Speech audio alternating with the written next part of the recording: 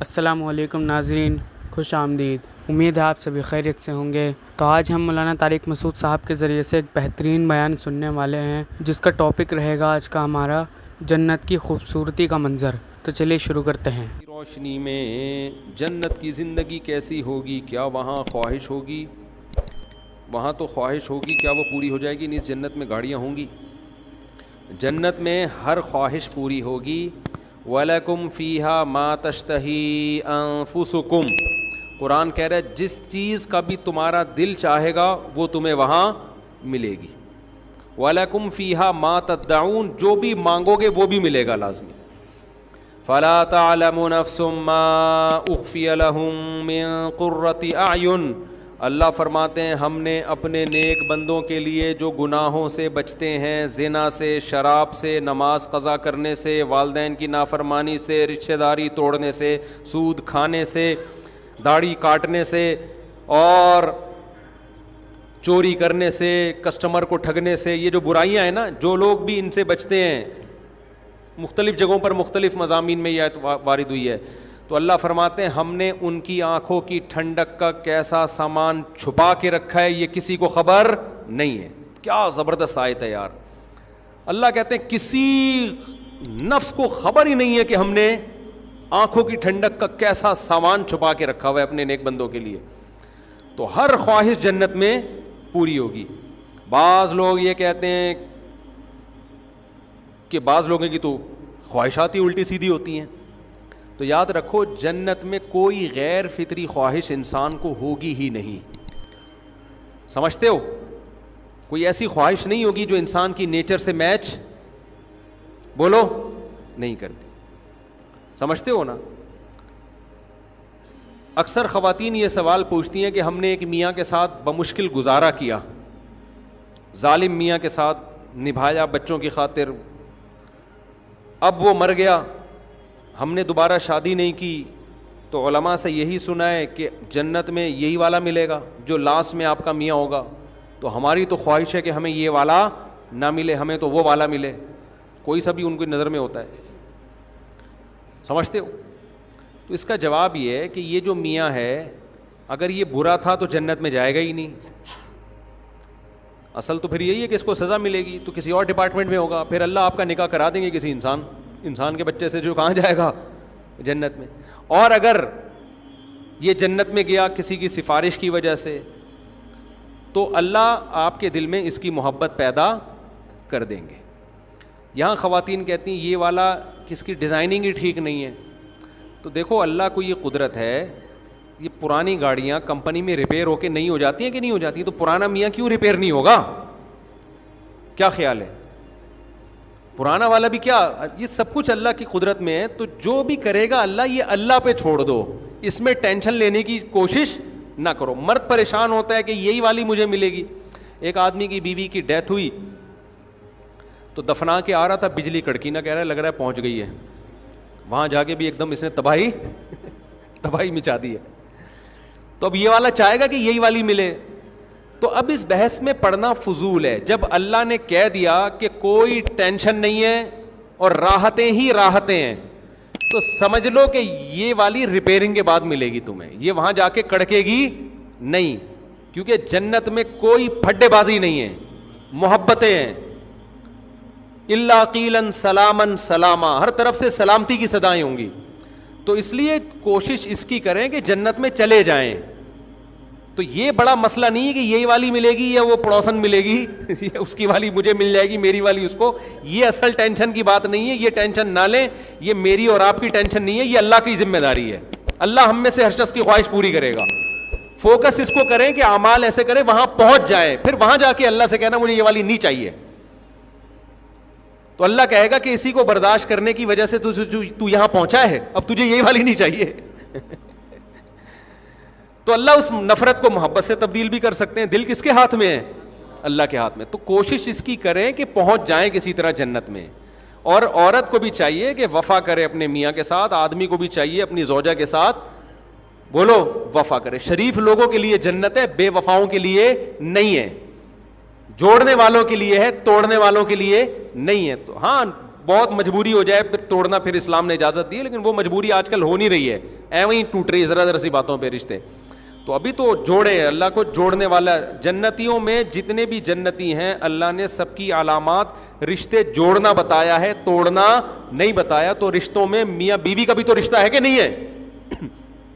ماں باپ کا رشتہ، اولاد کا رشتہ، بہن بھائیوں کے رشتوں کو جوڑتے ہیں، توڑتے نہیں ہیں.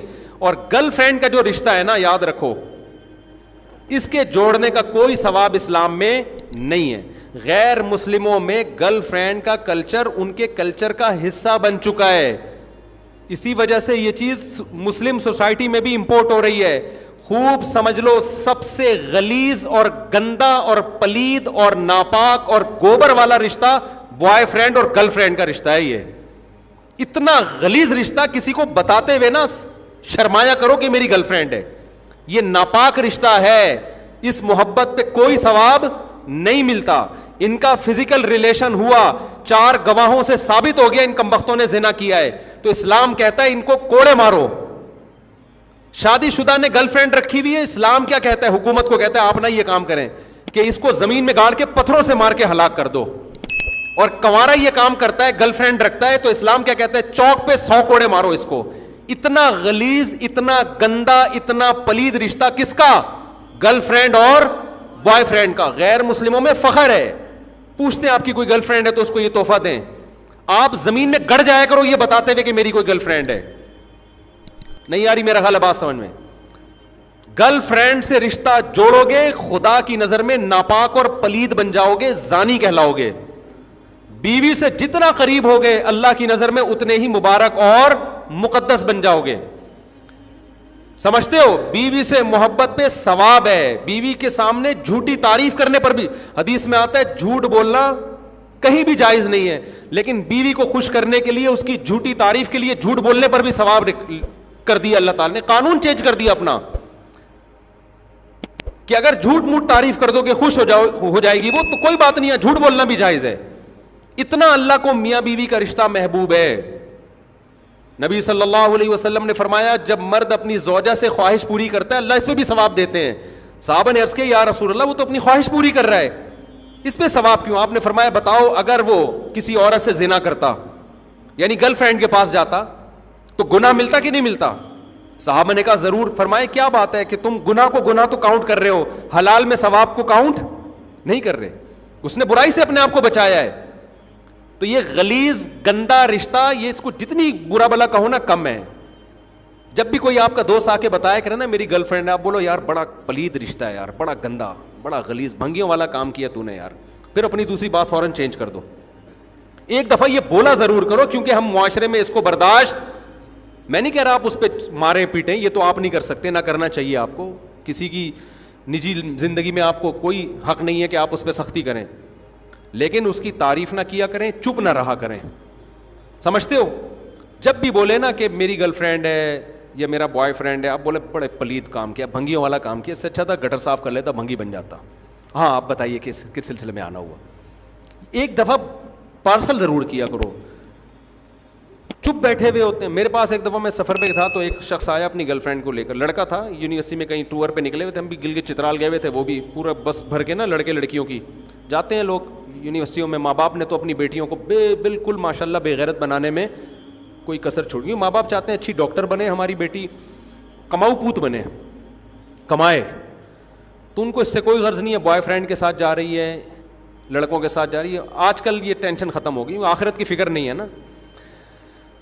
تو وہ آیا میرے پاس، کہہ رہے میری گرل فرینڈ ہے، آپ کو سلام کہہ رہی ہے، میں بھی آپ کو سلام کہہ رہا ہوں، میری گرل فرینڈ کے لیے کوئی حکم ہو تو بتائیے. میں نے کہا اس کو حکم یہ ہے، کوئی نصیحت ہو تو بتائیے.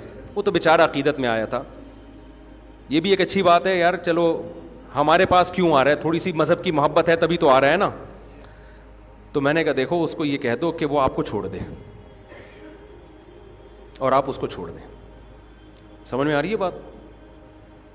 تو بری تو لگی ہوگی اس کو، لیکن میں نے کہا پارسل تو کرو نا یار، تاکہ اس رشتے کو لوگ فخر سے کم بولو نا. اگر میں کہتا اچھا گرل فرینڈ اس کو سلام کہیے گا میرا اپنی گرل فرینڈ، اس کی نظر میں یہ ہوتا ہے کہ یہ کوئی بری بات نہیں ہے. تو میں نے کہا یار آپ کی گرل فرینڈ نے جو کہا ہے کہ مفتی صاحب کو سلام پہنچا دیں اور کوئی نصیحت ہو، میں نے کہا پہلی نصیحت تو یہی ہے کہ وہ آپ کو چھوڑ دیں. اس سے آگے میں نہیں بڑھا کہ بھنگی چمار, یہ اس لیے نہیں بڑھا کہ یہ موقع نہیں تھا, کیونکہ وہ عقیدت محبت میں جب ایک آ رہا ہو نا تو پھر بھنگی چمار نہیں کہا جاتا اس کو, ٹھیک ہے نا. آپ کے تو عقیدت محبت میں نہیں, وہ ویسے ہی آ رہا ہے سلام دعا کے لیے, لیکن یہ بھنگیوں چماروں والا رشتہ ہے, یہ عزت داروں والا رشتہ بولو نہیں ہے. پھر مجھے بعد میں فوراً ایک دم بعض دفعہ ایمرجنسی میں کوئی بات ہوتی ہے نا, تو بعد میں مجھے خیال آیا کہ مجھے ایک جملہ ایڈ کر لینا چاہیے تھا کہ اگر اسی کے ساتھ رہنا ہے تو نکاح کر لو, اور آ جاؤ میں نکاح پڑھا دیتا ہوں یہیں پہ. ہمارے ساتھ اور بھی 2-3 علماء تھے, تو مجھے یہ خیال ہونا بعد میں خیال ہے کہ یار میں نے بڑا چانس مس کر دیا. میں ان سے کہتا, اس کی گرل فرینڈ سے بھی, اس کو بھی کہتا کہ اس پلید رشتے کو ایک جائز رشتے میں فوراً تبدیل کر لو, کوئی ٹینشن کی بات نہیں, ابھی دونوں آ جاؤ, گواہ بیٹھے ہوئے, ابھی نکاح پڑھا کے اس رشتے کو کیا کر دیتا ہوں, ایک جائز میاں بیوی بن جاؤ گے. اور رہنے کی نیت سے, اس نیت سے نہیں کہ گلگت سے واپسی کے ٹور پہ ہم نے کیا کرنا ہے, وہ اس نے عدالت سے خلع لینی اور اس نے طلاق دینی ہے, ایسا کچھ نہیں. رہ لو یار, کیا جا رہا ہے یار تمہارا, کتنا آسان ہے, ابھی بھی تو گھوم ہی رہے ہو نا, میاں بیوی بن کے گھومو, لائف کو انجوائے کرو, اور رہنے کی نیت سے. لیکن وہ جب بات آئے گی اوڑے ایکچولی رخصتی کیسے ہوگی, ایکچولی ابھی ایجوکیشن اور ٹوپی ڈرامے بکواسات شروع ہو جائیں گے, فوراً ایک لمبی کہانی شروع ہو جائے گی. اور میں ایسی لڑکیوں کو جو بوائے فرینڈ کے ساتھ گلگت کے ٹور پہ نکلی ہوئی ہے, یہ بھی مشورہ نہیں دیتا کہ اپنی اماں سے پوچھو. اصولی طور پر تو لڑکی کو چاہیے شادی سے پہلے اپنے ماں باپ سے پوچھے. میں کبھی ایسی شادی نہیں کراتا کہ لڑکی کو میں باپ سے پوچھے بغیر اس کا کہیں نکاح پڑھا دوں. لیکن جب تو گھر سے نکل گئی ہے, یہاں ابا کو بتا کے ابا نے اس سے نہیں روکا, اس کا مطلب ابا شادی سے روکنے کا تو اب ابا نے حق اپنا خود ہی ختم کر دیا ہے. جب تم ایک بوائے فرینڈ کے ساتھ راتیں ہوٹل میں گزار رہی ہو, یہ کام ابا سے پوچھ کے کیا اس نے, کیا ہو گیا؟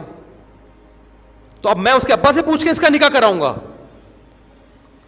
تو میں تو کراؤں گا اس کا نکاح کہ بھائی یہ یہاں تک آ گئی, ابا آپ سے پوچھے بغیر, آپ روکتے تو رک نہیں سکتی تھی, یا آپ نے روکا ہی نہیں, اس کا مطلب آپ نے اس کو زنا کی اتھارٹی دے دی ہے, تو پھر میں اس کا آپ سے پوچھے بغیر نکاح پڑھاؤں گا.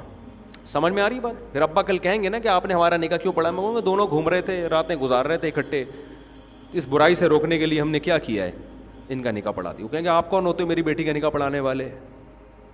تو میں اس سے کہوں گا آپ اس بچی کے باپ بعد میں ہو, اس بچی کا حق پہلے اللہ سے کیا ہے, بولو نا, اللہ کا رشتہ پہلے مقدس ہے, اللہ اس برائی کو پسند نہیں کرتا. تو اللہ نے مجھے یہ اتھارٹی دی ہے کہ آپ کی ولایت نکاح کے معاملے میں اس پہ ساقط ہو چکی ہے, آپ اس کے ولی شادی بیاہ کے معاملے میں رہے نہیں ہو. سمجھتے ہو کہ نہیں سمجھتے؟ تو مجھے خدا نے اجازت دی ہے کہ میں ان کا نکاح پڑھا دوں آپ سے پوچھے بغیر, کیونکہ یہ کام کے لیے بھی تو ولی کی اجازت چاہیے تھی نا. تو ولی کے لیے جائز تھا اجازت دے دیتا کہ ابے نکاح کے لیے جب ولی کی اجازت ضروری ہے تو کیا بوائے فرینڈ بنانے کے لیے ضروری نہیں ہے, اور ولی کے لیے جائز ہے کہ اس کو اجازت دے. تو جس ولی نے اپنی بیٹی کو بوائے فرینڈ رکھنے کی اجازت دے دی ہے تو وہ اس کو شوہر بنانے سے کیسے روک سکتا ہے؟ نہیں آ رہی کھوپڑی میں تو جو چل رہے ہو چلتے رہو بیٹھ کے.